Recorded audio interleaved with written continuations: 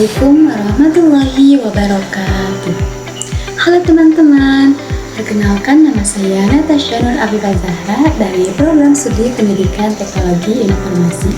Pada kesempatan kali ini saya akan menyampaikan materi yang berjudul Keamanan Data di Internet dengan cara melindungi informasi pribadi di era digital. Di zaman sekarang, hampir semua aktivitas kita dilakukan secara online, mulai dari belajar, berkomunikasi, berbelanja, sampai menyimpan dokumen penting. Karena itu, kita juga perlu memahami bagaimana cara menjaga data pribadi agar tetap aman saat menggunakan internet. Baik, langsung saja kita masuk ke materi pertama. Pada slide pertama, kita akan membahas terlebih dahulu apa yang dimaksud dengan keamanan data di internet. Keamanan data di internet adalah upaya untuk melindungi informasi pribadi agar tidak dicuri, diakses, ataupun disalahgunakan oleh pihak yang tidak bertanggung jawab. Data pribadi yang kita miliki bisa berupa nama lengkap, alamat rumah, nomor telepon, email, password, foto, bahkan data rekening bank. Saat ini hampir semua aktivitas menggunakan internet. Oleh karena itu, keamanan data menjadi hal yang sangat penting. Jika kita tidak berhati-hati, data pribadi kita bisa bocor dan dimanfaatkan oleh orang lain untuk melakukan tindakan yang merugikan. Jadi, keamanan data bukan hanya tanggung jawab perusahaan atau pemerintah, tetapi juga tanggung jawab kita sebagai pengguna internet.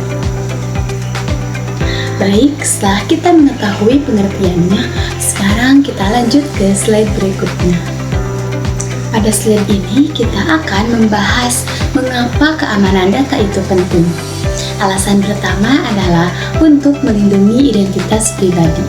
Data pribadi merupakan informasi yang sangat berharga dan tidak boleh disebarkan sembarangan. Alasan kedua adalah untuk mencegah pencurian akun.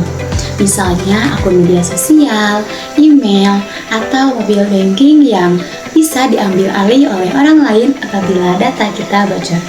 Selain itu, keamanan data juga membantu kita terhindar dari berbagai bentuk penipuan online yang saat ini semakin sering terjadi. Dengan menjaga keamanan data, kita juga dapat menjaga privasi sehingga informasi pribadi tidak mudah diketahui oleh orang lain. Karena itu, kita harus mulai membiasakan diri menggunakan internet dengan lebih hati-hati. Baik teman-teman, sekarang kita masuk ke slide selanjutnya untuk mengetahui apa saja ancaman terhadap keamanan data. Ada beberapa ancaman yang sering kita temui saat menggunakan internet. Yang pertama adalah phishing. Phishing merupakan upaya penipuan melalui email, pesan singkat, atau WhatsApp yang dibuat seolah-olah berasal dari pihak resmi. Yang kedua adalah malware atau virus. Malware bisa masuk ke perangkat kita melalui aplikasi atau file yang diunduh dari sumber yang tidak jelas. Akibatnya, data kita bisa dicuri atau perangkat menjadi rusak. Ancaman berikutnya adalah hacker, yaitu orang yang mencoba masuk ke akun atau sistem komputer tanpa izin. Selain itu, ada juga risiko kebocoran data akibat lemahnya sistem keamanan suatu aplikasi atau website. Terakhir, penggunaan password yang terlalu mudah ditebak juga menjadi salah satu penyebab data kita mudah dicuri. Oleh karena itu, kita harus selalu berhati-hati saat menggunakan internet. Baik, setelah mengetahui ancamannya, sekarang kita lanjut ke slide berikutnya untuk membahas cara melindungi data pribadi. Ada beberapa langkah sederhana yang dapat kita lakukan untuk menjaga keamanan data. Pertama, gunakan password yang kuat. Hindari menggunakan tanggal lahir atau nama sendiri sebagai password. Sebaiknya gunakan kombinasi huruf besar, huruf kecil, angka, dan simbol. Kedua, aktifkan fitur verifikasi 2 langkah. Dengan fitur ini, akun kita akan memiliki perlindungan tambahan. Yang ketiga, jangan mudah membagikan data pribadi kepada orang yang tidak dikenal, terutama melalui media sosial atau pesan singkat. Dan yang terakhir, jangan lupa untuk selalu log out jika menggunakan komputer atau perangkat milik orang lain. Walaupun terlihat sederhana, kebiasaan-kebiasaan tersebut sangat membantu menjaga keamanan akun kita.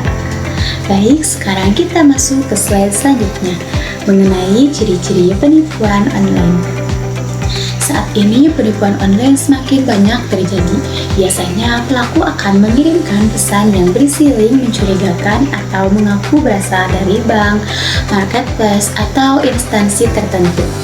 Kemudian mereka meminta kita masukkan password, PIN, atau kode OTP. Padahal kode OTP bersifat rahasia dan tidak boleh diberikan kepada siapapun. Selain itu, kita juga perlu berhati-hati jika ada tawaran hadiah yang terlalu menggiurkan atau informasi yang membuat kita panik sehingga terburu-buru mengambil keputusan. Sebelum mempercayai suatu informasi, pastikan terlebih dahulu sumbernya benar-benar resmi.